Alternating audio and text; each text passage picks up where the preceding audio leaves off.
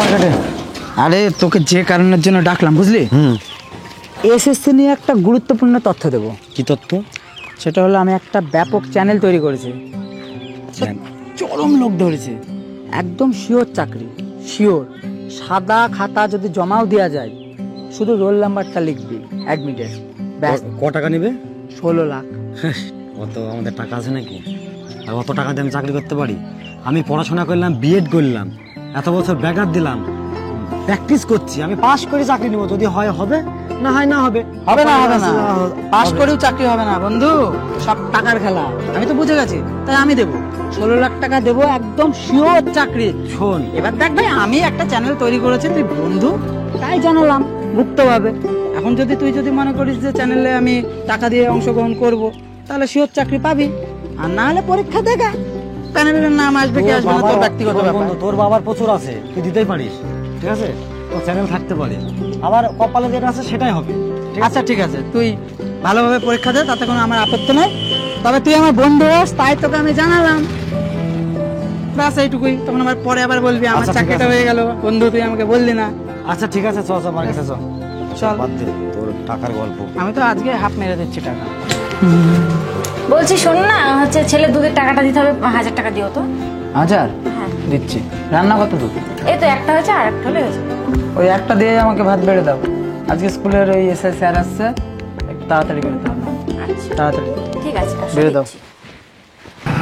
অপূর্ব, কিরে রেডি হলি? বেরিয়ে আয়, চল তোকে নামিয়ে দিয়ে চলে যাবো স্কুলে। আয় আয় আয়। এই তো বন্ধু এসে গেছে, চল চল চল চল চল চল। তোর তো একদম বাহাদুরি কপাল, বাড়ি কাছে স্কুল পেয়েছিস। হ্যাঁ, তোকে নেই পড়বি। আরে সবই সেটিংসের ব্যাপার, বুঝতে পারছিস না? আর হ্যাঁ, এসব গল্প আবার কাউকে করিস না কিন্তু ঘনিষ্ঠ মহলে। চল চল চল।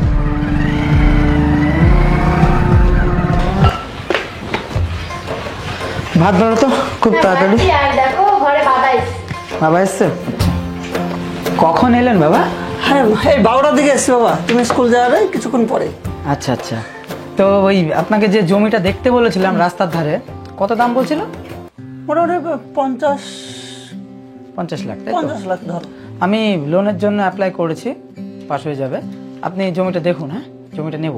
এখানে থাকতে আর ঠিক ভালো লাগছে না এই গ্রামের মধ্যে। লোন করে জমি নেবা? ও মা, বাড়ি করব লোন, তাছাড়া কিভাবে করব বলুন? আর এইভাবে আস্তে আস্তে শোধ হয়ে যাবে। আমাদের তো সরকারি চাকরি, বুঝতেই পারছেন, ডাইরেক্ট কেটে নেবে, সমস্যার কিছু নেই। সে তো বুঝতে পারছি, সে তো তুমি লোন করলেই পেয়ে যাবা, সে তো নিয়ে কোনো সমস্যা না। কিন্তু কিন্তু কি? সবই তো জানো, হাইকোর্ট থেকে সুপ্রিম কোর্টে গেল কেসটা, এটাই নিয়ে ভয়। ভয়ের কিছু নেই বাবা, ওরকম কেস যেতে থাকে। আর একটা কথা শুনে নিন, ঠক বাজতে গা উজাড় হয়ে যাবে, এটা মাথায় রাখবেন। অত সস্তা না। আর সুপ্রিম কোর্টের ক্ষমতা নেই গোটা প্যানেলকে বাতিল করে দেওয়া, বুঝতে পেরেছেন?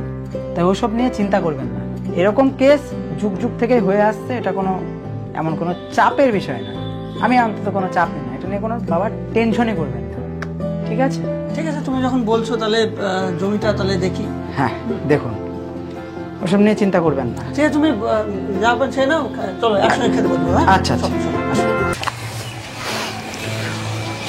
মা, মা, কি হলো? কি হলো? কি হয়েছে? তুই এরকম করছিস কেন? আমাদের চাকরির প্যানেলটা ফুল বাতিল হয়ে গেছে মা, আমার চাকরি আর নাই। এটা কি কথা? তুই তো কি বললি বাবা, কি বললি?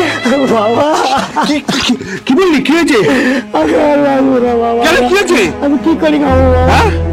কি হয়েছে? আমি কি করি খাবো? কি হয়েছে? কি এত বড় চাকরি করি বাবা, এখন আমার চাকরিটা নাই বাবা। কেন? কি হলো? কি হয়েছে আমাকে বল। হাইকোর্ট বলেছে আমাদের চাকরিটা বাতিল হয়ে গেছে, আর আমরা স্কুলে কাল থেকে যেতে পাবো না, আর বেতনও পাবো না বাবা। তোমাদেরকে কে দেখবে বাবা? আর আমি আর কি কাজ করবো বাবা? তো কাজও করতে পারবো না বাবা। এর জন্য আমরা দায়ী, আমরা দায়ী, এর জন্য আমরা দায়ী। আমরা একটা যোগ্য লিস্ট বের করে দিতে পারলাম না, আমরা এর জন্য আমরা দায়ী। একটা সরকার যোগ্য বের করতে পারলো না।